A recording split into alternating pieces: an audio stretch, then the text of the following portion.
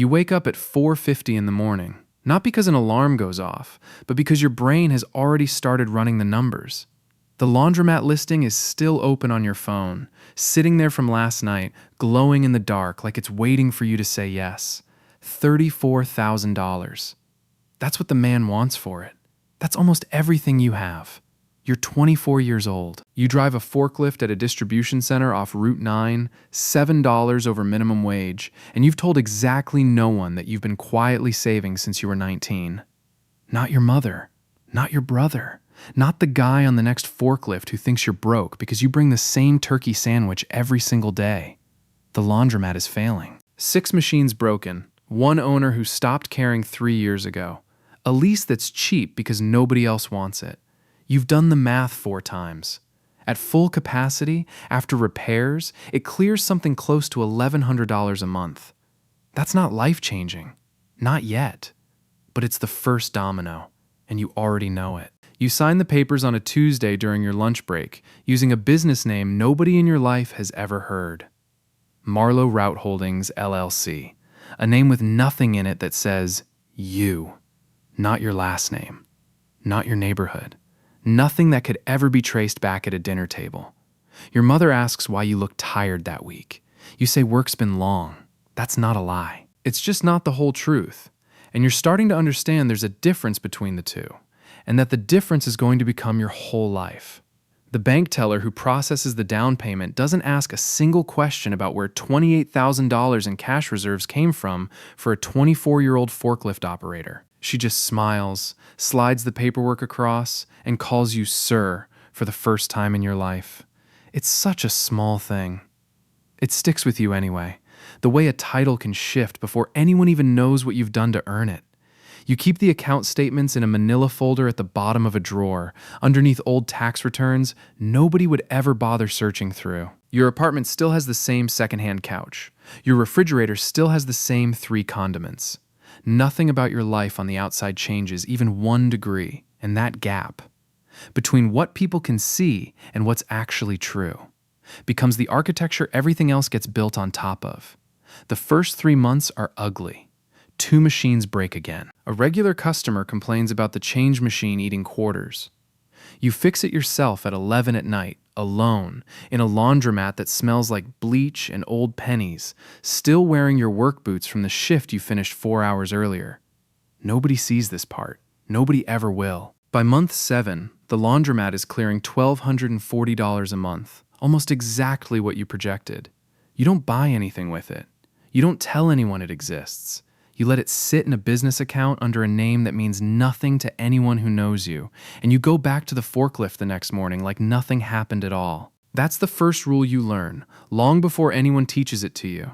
The money that changes your life is never the money people can see. 5 years pass.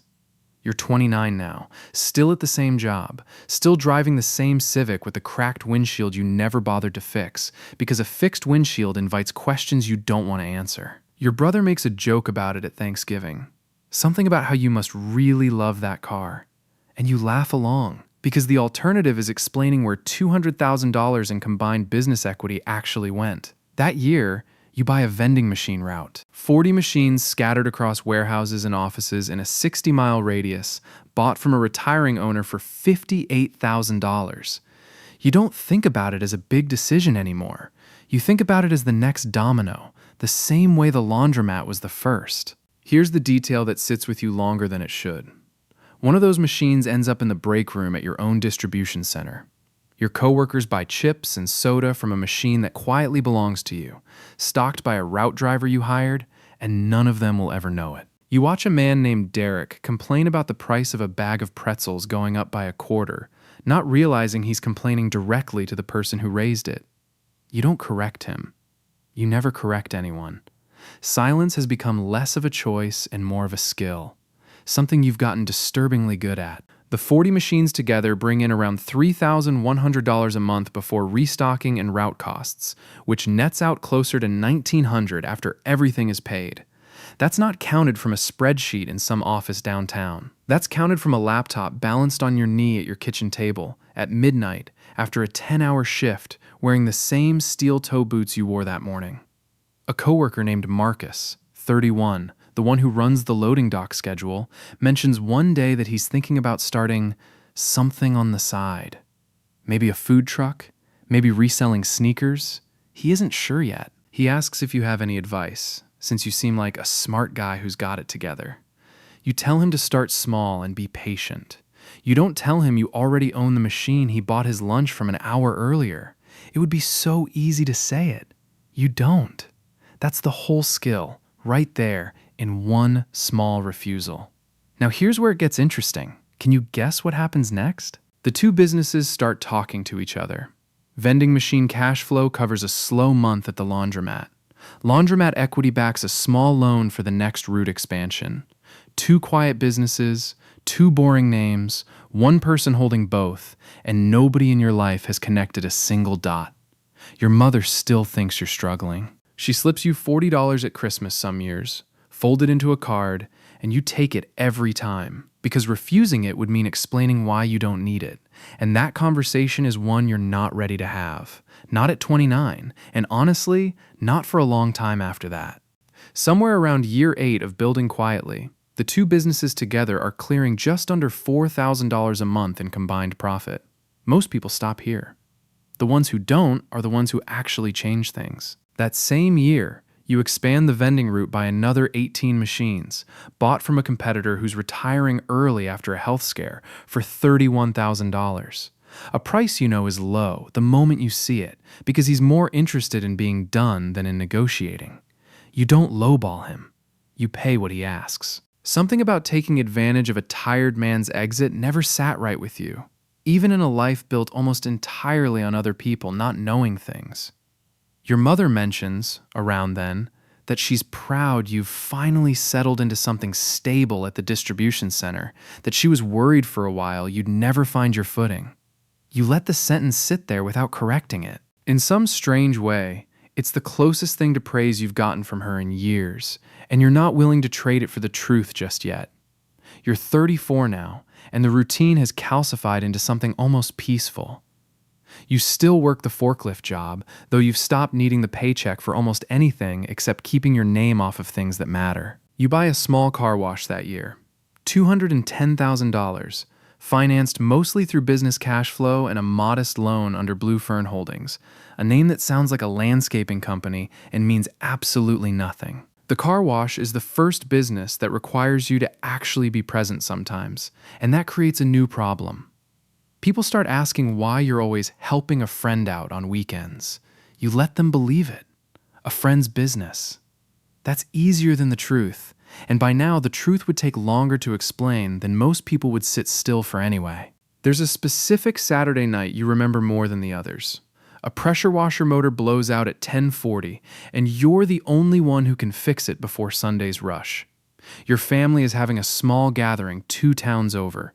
Nothing huge, just your cousin's engagement dinner. And you tell them you're not feeling well. You spend the night with your hands covered in grease instead, alone, under fluorescent lights, and something in you notices how easily the lie came out. Not guilt exactly.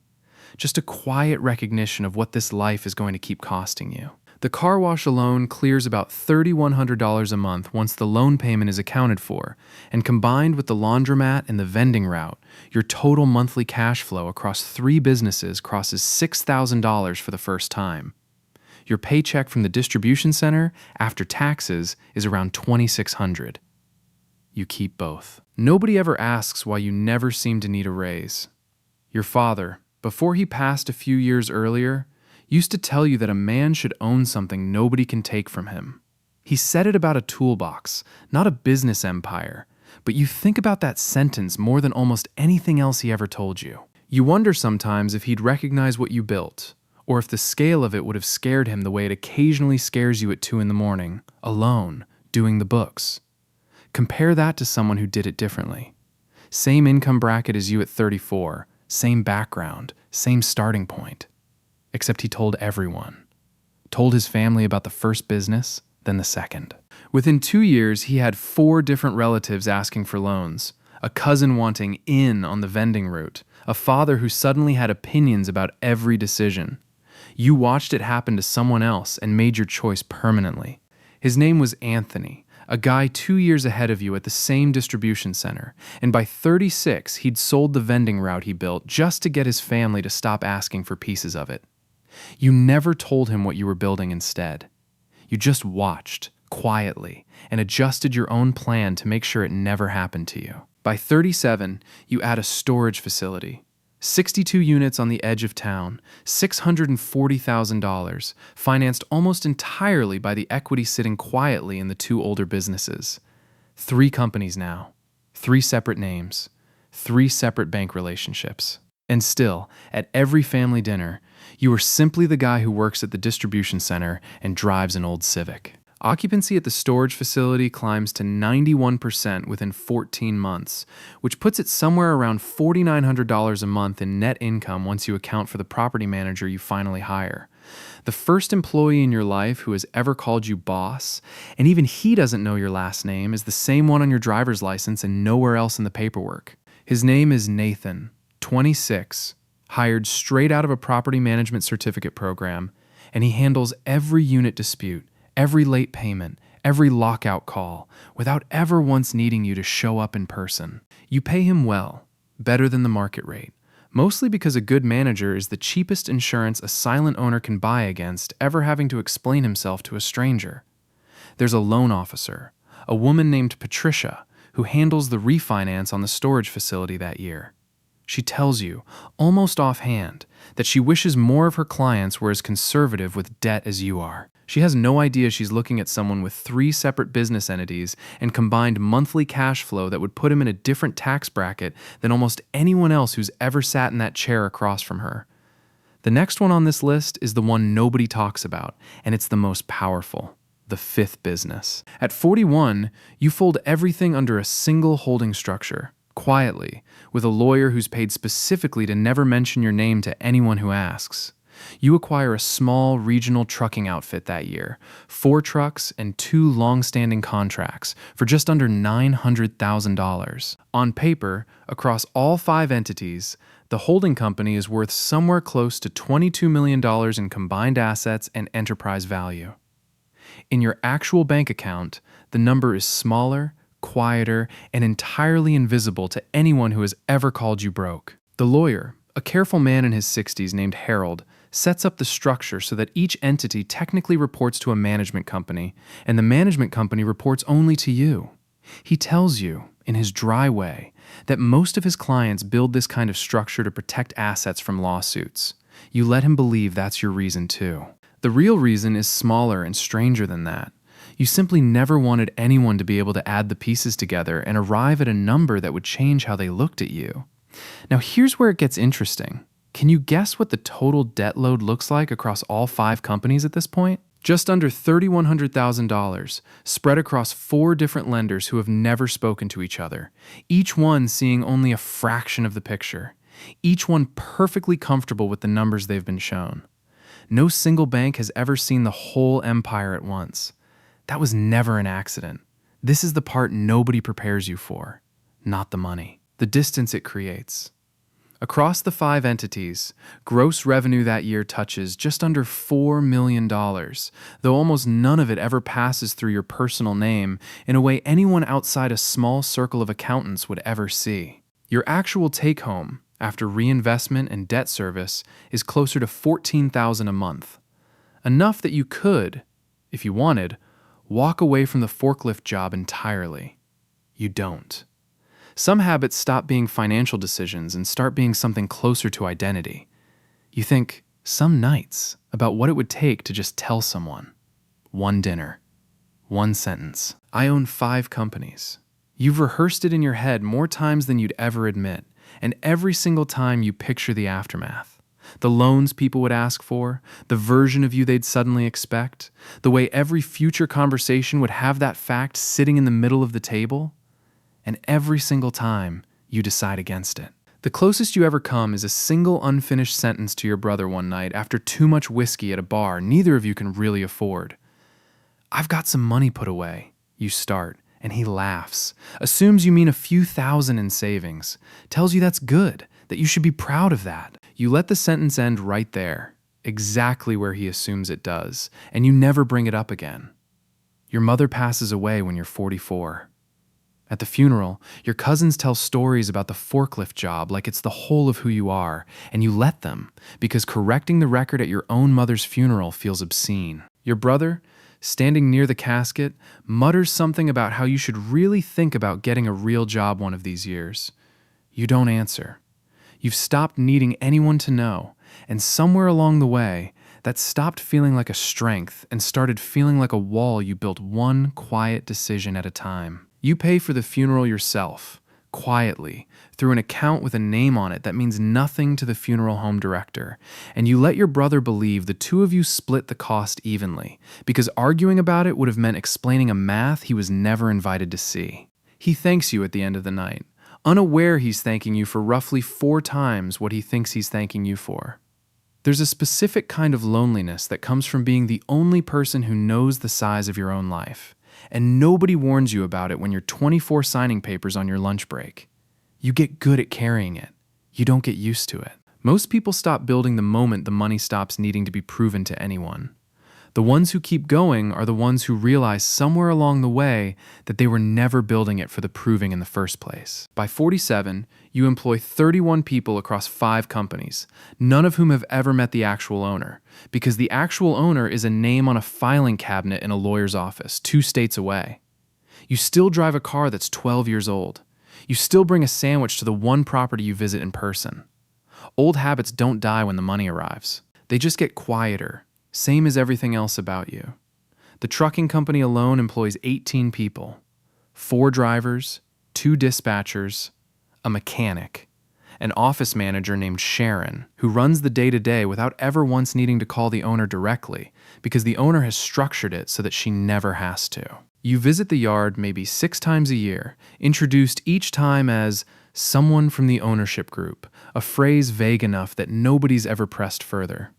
Compare that to the version of this life where you'd told everyone at 24, 5 relatives asking for jobs, a cousin wanting equity for believing in you early, a brother expecting to be made a manager somewhere he's never once shown up on time. You watch. From a distance, other quiet builders around town make that mistake, and every time, you're grateful for the manila folder at the bottom of a drawer that started this whole thing 30 years ago in near total silence.